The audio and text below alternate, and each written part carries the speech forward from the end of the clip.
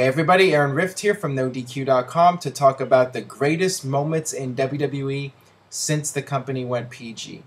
A lot of people look down on the PG era and say it's not quite like the Attitude Era, it's not as creative, there's not as much violence or blood or whatever, but WWE has produced some very memorable moments in recent years. And I asked people on Facebook and Twitter for their thoughts, and I've got a lot of responses, and I've come up with a list here of some of the all-time great PG moments.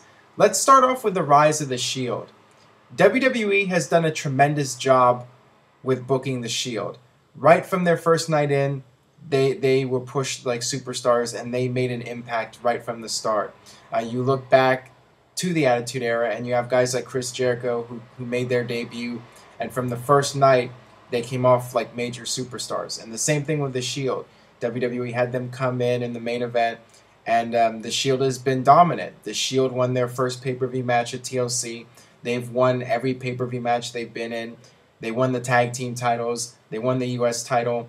WWE has done everything right here. When you talk about how to push new talent, the Shield is the perfect example of how to do it, because WWE has made these guys big-time superstars and potentially, and very likely, the future of the company.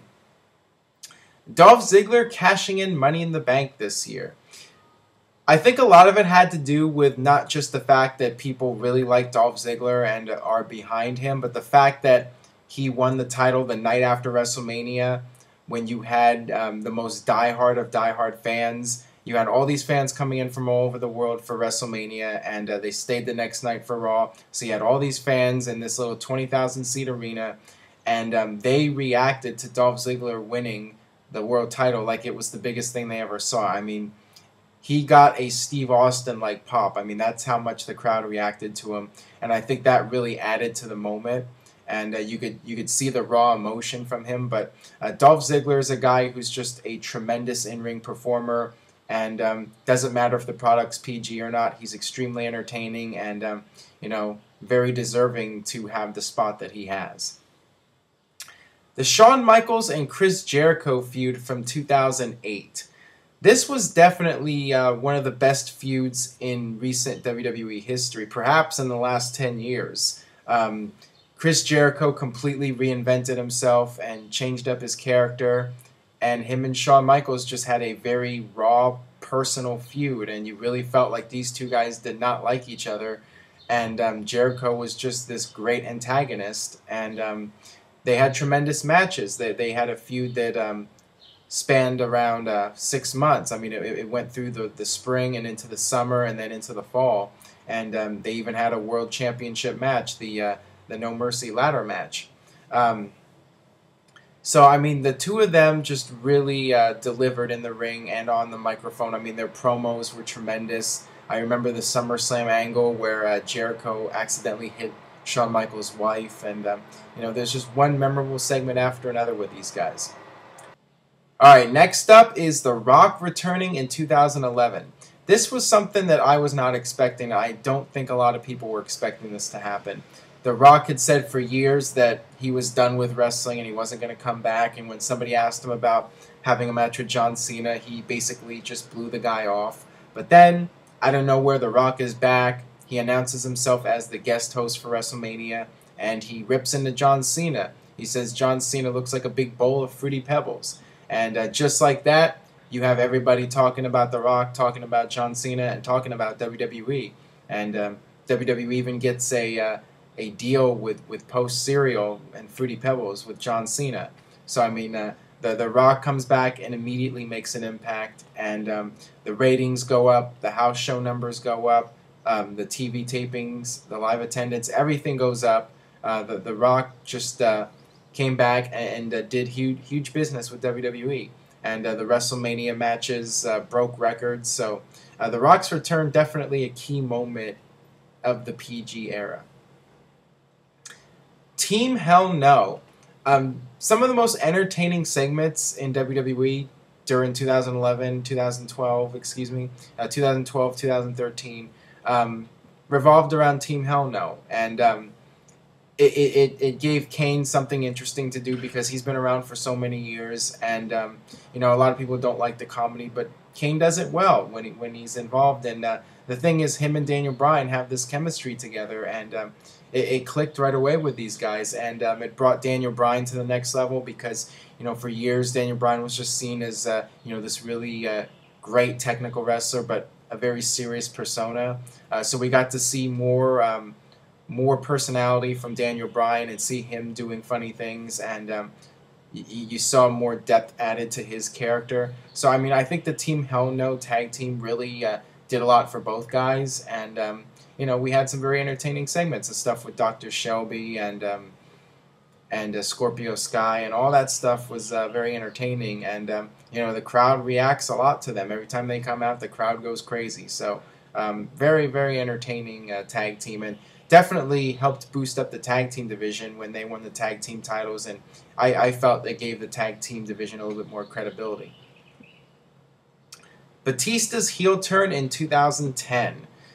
This was awesome stuff. Batista was doing some of the best work of his career in 2010 when he turned heel. I mean, he was on fire. He was just going out there and ripping into John Cena for kissing babies and fat chicks like him, and Batista insisting that the spotlight be put on him. He was just he was doing some tremendous promos, and I enjoyed his feud with John Cena, even though people didn't like the whole duct tape last man standing match. But when Batista quit and left the company, I was really sad because I felt that he was peaking as a performer, and then he left. And that's the last we saw of Batista, which is unfortunate because I felt that he was really adding a lot to the show. But, Batista's one of those guys that's outspoken about PG WWE, but, he was there when WWE was PG, and he was very entertaining. So maybe one day we'll get to see Batista come back and do his thing. Who knows? Edge's WWE farewell. One of the most emotional moments in recent WWE history. Edge finally retiring. He was planning to retire, but it had to happen sooner than later because of an injury. And his doctors told him he couldn't do it anymore. But when Edge came out on Raw and said his goodbyes, I mean, very emotional, and a fitting end to have him go out as World Heavyweight Champion. That was something that was really cool for Edge to retire as champion, and something well-deserving, I think. Bruno Sammartino going into the WWE Hall of Fame. A huge shock because nobody thought in a million years that Bruno would agree to go into the Hall of Fame. He was against it for so many years, and he was very outspoken about WWE. So for this to finally happen, it was completely surreal, and just amazing that he finally agreed to do it. And certainly when you talk about guys that should be in the Hall of Fame, Bruno would be at the top of the list. He was the biggest star of the WWF from the beginning, from when it started, all the way through the 70s. I mean, Bruno was the man, and very, very happy that he finally agreed to go into the Hall of Fame, and it definitely added a lot of credibility that the Hall of Fame, I think, has needed. Brock Lesnar's return in 2012. This was the night after WrestleMania 28. There was speculation that Brock was coming back, and John Cena was out there doing a promo, and then all of a sudden Brock's music hits, and the crowd goes absolutely insane. Brock Lesnar comes out, he F5s John Cena. John Cena's hat flies off. Brock kicks the hat. It was just an incredible return, one of the best returns ever in WWE. And just it generated a lot of excitement. After WrestleMania, there's usually a downturn in interest in business, but this time, at least through the Extreme Rules pay-per-view, there was some interest in a WWE product to see what would happen with Brock Lesnar and John Cena. The debut of Nexus in 2010. This was one of the most shocking moments in Raw in recent years. To have the NXT Season 1 superstars all bond together and come out and just destroy John Cena, destroy the entire ringside area. It felt like something out of the Attitude Era, but I mean, it was a great way to introduce these guys and push them as a unit. Unfortunately, the follow-up wasn't so great, but for the one night that they came in and wreaked havoc, I mean, it was incredible. Bret Hart's return to WWE in 2010. This was another moment that was very shocking. We never thought that Bret Hart would come back. A lot of people never thought that Bret Hart would ever step foot in a WWE ring again. He did come back and do the Hall of Fame, but I thought that that was going to be it. And a lot of people thought that we would never see Bret Hart really make a full comeback and bury the hatchet with Shawn Michaels and Vince McMahon. But it happened. Bret Hart came back and confronted Shawn Michaels, and they finally shook hands and put the past behind them. And that was one of the most surreal moments ever to see that happen and happen on live television. I mean, it was a really special moment. The Shawn Michaels and Undertaker matches from WrestleMania 25 and WrestleMania 26. This is a perfect example of how you don't need to have the TV 14 label to be able to have great entertainment.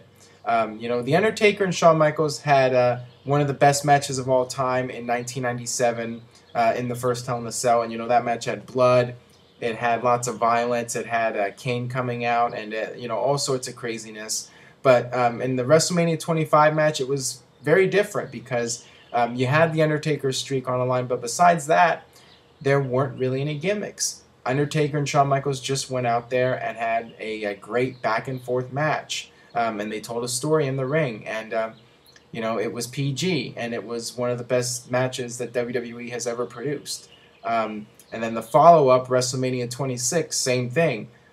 Just another great match between those two, and lots of emotion, lots of drama, and they were telling a story without having to have the profanity or the blood or the excessive violence. They just went out there and wrestled and entertained the masses. So I mean, those two matches, it just goes to show that it doesn't matter what the rating is. You can have two guys go out there and tell a great story just by wrestling and just being the best at what they do.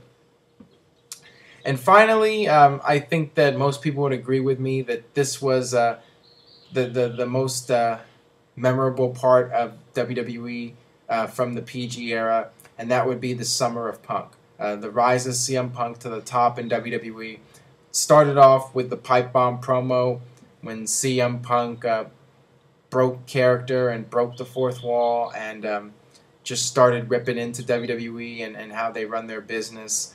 And then you had the Money in the Bank pay-per-view, one of the greatest WWE matches of all time, CM Punk versus John Cena.